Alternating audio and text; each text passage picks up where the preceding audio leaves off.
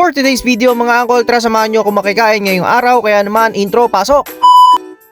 At ayun na nga mga uncle, isang araw na naman ng pakikibaka sa buhay. Kaya naman simulan natin itong araw na to ng may saya at sigla. Dahil ngayong araw kasi ay marami tayong agenda na gagawin sa labas. Kaya naman pagkatapos magbihis ng mga bagets ay dumiretso na kami dito sa simbahan. Regular na namin itong ginagawa every Sunday. Kasi naman itong mga nakakaraan ay nahihirapan kami magsimba gawa dahil nalilikot ng mga bata. Kaya naman pagkatapos ng misa ay agad-agad na nga kaming sumakay dito sa kotse at dumiretso na kami sa susunod naming pupuntahan. At dahil Sunday ngayon mga uncle, wala naman talagang ka-traffic dito sa aming lugar. Kaya naman swabing-swabe lang ang biyahe. Medyo napaaga nga pala kami sa aming call time, kaya naman naisipan muna namin bumili ng almusal dito. At ayun na nga mga uncle, kagaya ng aming laging ginagawa, dito na kami kakain sa loob ng sasakyan. Medyo mahirap lang magpakain dito sa loob, pero okay na rin kaysa manggulo sila sa labas. At maya pa mga uncle ay dumating na nga yung ating kausap ngayong araw. Bali kasi binenta na ni Mrs. yung playpen ng mga bata. Itong playpen na to ay 1 taon lang nagamit. Eto nga palang ating mga buyer mga uncle ay galing pa nga ng Baguio. Kaya naman sulit na sulit talaga ang inyong pagbaba dito sa Cavite, kasi yung playpen na yan ay good item talaga. Eto nga palang kadil natin ngayong araw mga uncle, lalo na yung babae, siya nga pala yung classmate ng asawa ko nung high school sila. Bali, pagkakatiwala na namin sa inyo yung playpen ng tatlong ito. Yun nga lang, hindi na siya naabutan ng bunso. Kaya naman mga uncle, pagkatapos ng swapping transaction ay oras na para magpaalam sa isa't isa. Kayo po'y mag-iingat sa inyong biyahe pabalik ng Baguio. Ma'am sir, salamat sa pagbili ng aming item. At ay na nga mga uncle, 2 sa 4 na lakad namin ngayong araw ang agad na natapos. Kaya naman, rumekta na kami dito sa aming susunod na destinasyon. Pero bago yun, natutulog na pala itong aming bunso. Ang kaso nga lang mga uncle, ay malapit na nga pala kami sa aming susunod na pupuntahan. At ayun na nga mga uncle, maya pa ay nakarating na nga kami dito sa bahay ng aking bilas at hipag. At pagdating namin dito mga uncle, ito nga pala si bunso ay agad-agad na nakapagtsikahan sa kanyang mga pinsan. Habang busy siya at amazed na amazed sa mga nakikita niya, ito naman ang aking pangalawang anak hindi malaman kung saan susuot. Anak, hindi po pwede ganyan kasi malapit na bare months. At ayun na nga mga uncle, nagubos lang kami ng mga ilang oras dito habang inaantay yung luto ng aking biyenan. Matapos lang ilang saglit ang paghihintay mga uncle, maya pa dumating na nga yung mga pagkain na niluto ng aking biyenan. Bali, nakadalawang balik nga pala ako dyan mga uncle, masarap kasi yung pagkain. Kaya naman bago magsimula ang kainan mga uncle, nagpicture muna ang aking bilas sa kanyang mga handa. Happy birthday sa iyo Kuya Ray, at salamat na busog mo po kami. At ito na nga mga uncle ang pinakihintay nating oras. Oras na para paspasan itong mga pagkain na to kasi meron pa tayong lakad na susunod. At ito na nga mga uncle, pagkatapos kumain nagpahinga lang ng saglit tapos dumiretso na nga sa susunod namin destinasyon. Napakasarap talaga magmaneho mga uncle kapag ganitong walang traffic. Kaya naman kahit sinong pasahero mo makakatulog sa swabe ng biyahe. Sa sarap nga ng tulog nyo, pati ako tuloy ay inaantok na. At ayun na nga mga uncle, nakarating na nga kami dito sa SM Bacoor. Suki na kami ng SM Bacoor talaga. SM Bacoor baka naman. Pagdating namin dito sa SM Bacoor medyo napaagad din ng konti, kaya hindi namin alam kung anong gagawin namin. Kaya naman nag-ikot-ikot muna kami dito, naghanap kung saan pwede magmerienda. Tapos lamang ang ilang oras sa pag-iikot mga uncle ay nakakita na nga kami kung saan kami pwede magmerienda. At dito nga pala namin napiling kumain sa Tim Hortons. Bale, bumili nga lang pala si Mrs. dito ng isang muffin at isang order ng coffee. Okay na sa amin ng isang pirasong muffin since malaki naman siya, kaya naman hati-hati na lang kaming 5 dito. At ayun na nga mga uncle, first bite muna si Boss Madam number 1 na inaamoy-amoy pa ang muffin bago kagatin. At dahil sa hindi ako nakapag-video ng maayos, kaya naman ito lang yung mga clips na meron ako. At ayun na nga mga uncle, sa puntong ito, dito na tayo dumako sa favorite part naming lahat, ang pag-grocery. Bali, bibili lang ng konting supplies tapos uwian na mga uncle. At ayun na nga mga uncle, fast forward tayo ng video kasi hindi na naman ako nakapag-video sa loob ng supermarket kasi pagkagugulo ng mga kasama natin. Kaya naman mga uncle, sa puntong yan, kami na nga ay pauwi na at si Bunso nga pala ang nasa unahan. Wag po kayong mag-alala at safe na safe po siya dyan kasi lagi ko po siyang hinahawakan sa tuwing ako'y pepreno. At ayun nga mga uncle, patungo na nga tayo sa last destination natin ngayong araw. Dahil sa bumili si Airpods ng kanyang bagong aircon kasi nasira na yung aircon na binigay ko sa kanya, eto nga pipick upin natin sa SM City Rosario. Pagka-park ko nga dito mga uncle, maya pa ay lumabas na nga itong ating mga susunduin ngayong araw. Ang buong akala ko talaga mga uncle kasya yan sa compartment ng